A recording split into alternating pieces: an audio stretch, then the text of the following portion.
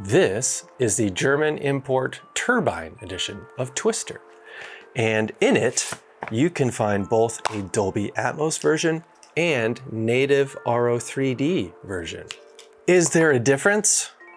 I sure am curious. So I have my Marantz SR7015 hooked up since it supports both Dolby Atmos and Auro 3D. So let's get into it. Today's video is sponsored by Crutchfield. Did you know that aside from the obvious winter holiday shopping season, the next busiest time for Crutchfield is right now leading up to Father's Day?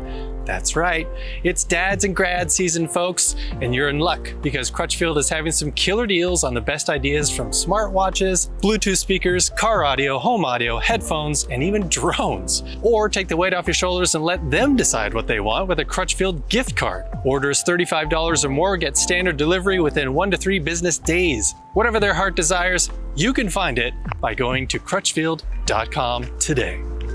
All right, just so you're aware, I wanted to show you one thing in the Marantz SR7015 menu system. When you go to speakers and manual setup and you go to amp assign, you can see I'm in preamp mode where all of my speakers are being powered by external amps. But you'll notice down towards the bottom how it says support format Dolby Atmos, DTS:X, and Auro 3D. And that is because I have my heights set up as front height and rear height. You'll notice if I had 4 in-ceiling speakers, top, front, and top rear, down at the bottom, support format Dolby Atmos, DTS:X, but not Auro 3D anymore. So if you wanted the Auro 3D up mixer to be doing its thing, if you're watching a native Dolby Atmos mix, and you actually have in-ceiling speakers like this layout shows in the diagram, you may have to change your layout to be front height and rear height like this in order for Auro 3D to be activated. Just something I want you to be aware of. So with the amp assign in its current state, it should be able to decode the native Dolby Atmos twister and the native Auro 3D twister.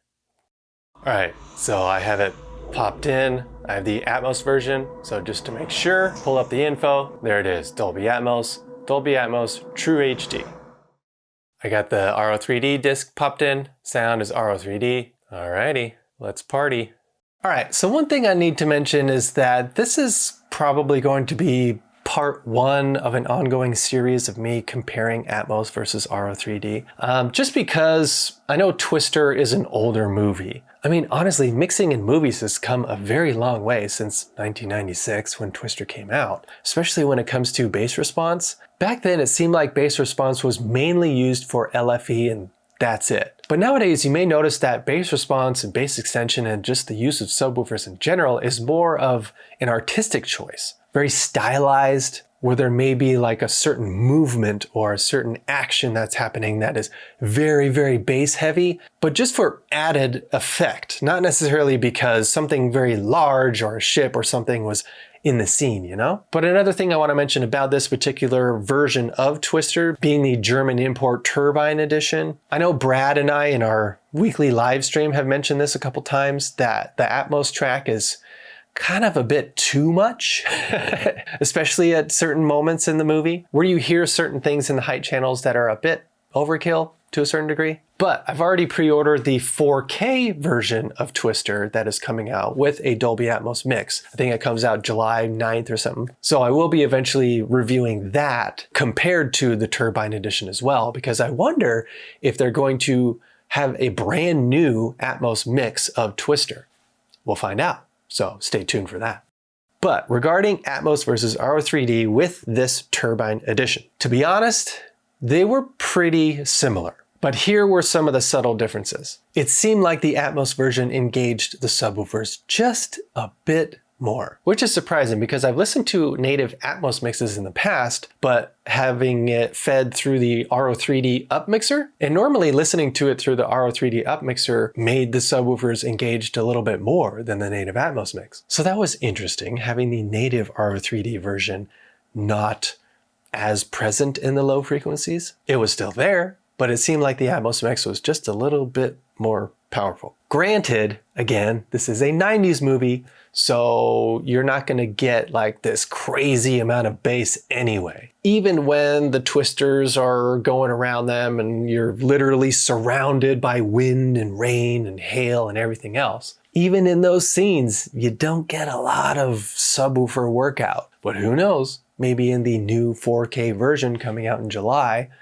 that may change. So yes, just a slight bump in low frequency effects with the Atmos version. Another difference was the Auro 3D version seemed to be a little bit more dynamic. And what I mean by that is there were certain times during the action scenes, during the tornado scenes, debris is hitting things as it's spinning around. And with the Auro 3D version, man, it really made me jump a little bit with some of the impacts that happened in the surrounds and up top, whatever. It didn't make me jump as much in the Atmos version. But say for instance, the famous, cow scene where the cow is flying around and those sister twisters are going and it eventually crosses their path and like spins the truck around and you can literally hear wind flowing around the entire soundstage. Those types of situations were honestly identical, Auro 3D versus Atmos. But yeah, just the occasional accented debris impact seemed to be more prominent in the Auro 3D version. And honestly, there's only one more difference that I could really pick out. And again, it was surprising. It was the dialogue. Yes, there are moments during the twister scenes where wind is swirling around and it's super loud and you couldn't really hear the dialogue, but obviously that's going to be an artistic choice from the director because he wants you to be in the scene, in the action and not really hear the dialogue very well because of all this wind, like to make it a little bit more realistic. But yeah, the Atmos version, I could hear the dialogue even in those wind-driven action scenes a little bit better. I didn't have the subtitles on or anything, but dialogue was just a little bit more intelligible in the Atmos version. So yeah, that was honestly the main differences between the mixes because other than that, they were very similar. Now, again, take this entire review with a grain of salt because